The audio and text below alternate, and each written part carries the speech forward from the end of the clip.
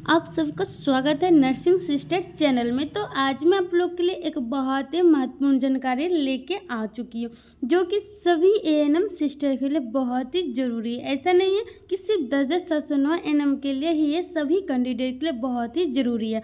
तो क्या मैं आपको ऐसी आज जानकारी देने वाली हूँ जो कि सभी सिस्टर के लिए ज़रूरी है, तो आप इसे फुल वॉच कीजिए, स्किप नहीं कीजिएगा, तो आपको समझ में आ जाएगी। तो आज जो मैं आपको बताने वाली हूँ वो ये है जो एएनएम का नियमावली है। क्या नियमावली है? ऐसा मत सोचिएगा कि मैं एग्जाम के बारे में बता रही हूँ, बिल्कुल भी नहीं। मैं कुछ और आज बताने वाली हूँ, तो मैं सारे जानकारी आपको अभी देने वाली हूँ। तो आप लोग से एक ही रिक्वेस्ट है कि अगर आप फर्स्ट टाइम चैनल पे आए हैं तो प्लीज़ चैनल को सब्सक्राइब करके ही जाएं और वीडियो को लाइक कर दीजिएगा और अपने फ्रेंड में अधिक से अधिक इसे शेयर कीजिएगा। तो आज जो मैं आपको बताने वाली हूँ, जितने भी एएनएम हैं उन सभी के लिए बहुत ही ये इम्पोर्टेंट जानकारी, ये आपको समझना चाहिए कि आखिर क्या है नया नियमावली में जो कि आप लोग के लिए इतना ज़रूरी है।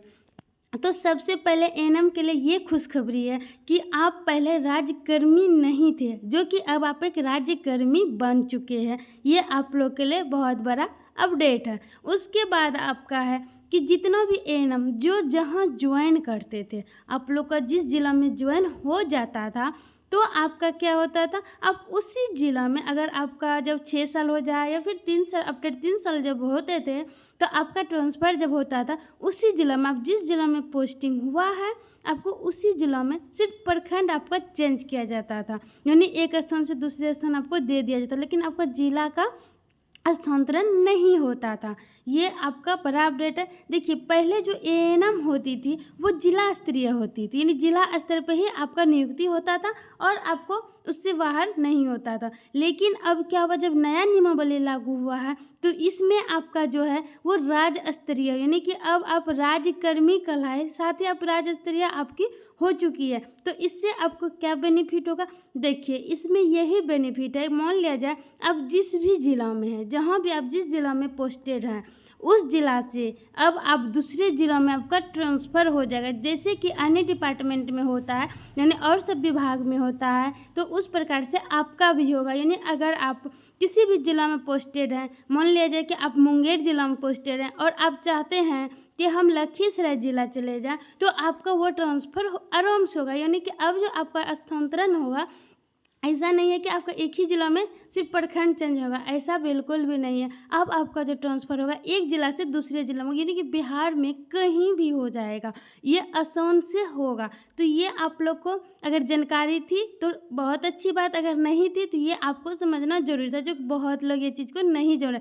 सभी जान रहे कि राज्य स्तरीय हो गया है, लेकिन राज्य स्तरीय हुआ क्या है ये समझने की बात थी। यही हुआ कि पहले आप एक जिला स्तरीय कर्मी थे, जो कि अब आप राज्य स्तरीय कर्मी हो चुके हैं, यानी कि अब आपको ट्रांसफ़र में कोई प्रॉब्लम नहीं होगा, ये आप समझ लीजिए। यानी कि अब आप जिस जिला में भी जाना चाहते हैं, सभी सिस्टर जो भी जाना चाहते हैं उन लोग का होगा। लेकिन पहले क्या होता था, पहले आपका जिला से सिविल सर्जन कर देते थे, लेकिन अब ऐसा नहीं होगा। अब आपका जब भी काम होगा तो वो आपका जो है विभाग द्वारा ही होगा, यानी आपका कोई भी काम होगा स्थानांतरण का तो वो पटना से ही होगा। तो आप किसी भी दलाल के चक्कर में नहीं पड़े। अगर कोई बोलता है कि हम जिला से करवा देंगे तो वो आपका काम का नहीं होगा, क्योंकि आज से 2 दिन पहले स्थानांतरण का एक लेटर आया था, जो उसमें कि ओटी असिस्टेंट, एक्सरे, लिपिक और भी उसमें बहुत सारे थे जिनका स्थानांतरण लेटर आया हुआ था, जिसको कि रद्द कर दिया गया, क्योंकि नया नियमावली के तहत ऐसा रूल नहीं है कि कोई भी कर दे। तो आपका जब भी अब स्थानांतरण होगा वो आपको पटना से ही होगा, जो कि आपका सही होगा। अगर कोई कर भी देगा तो आपका ये काम नहीं होगा। तो इसलिए जो भी सिस्टर लोग अगर स्थानांतरण दूसरे के यानी जिला माध्यम से करा रहे हैं तो वो आपके लिए सक्सेस नहीं है। अब जब भी आपका स्थानांतरण होगा तो वो पटना से होगा, जो कि यही नियम, नया नियम आ चुका। और यही बड़ी बात है कि अब आप एक राज्यकर्मी हैं और अब बिहार में कहीं भी अब आपकी जॉब होगी। आई होप आपको ये सूचना अच्छी लगी होगी और आपको जानकारी मिली होगी। तो यही आप लोग को आज के लिए जानकारी देनी थी। तो थैंक यू। आप इसी तरह हमारे चैनल पर बने रहे, एक नई जानकारी के लिए आपको हमेशा इस चैनल पर नई जानकारी मिलती रहेगी।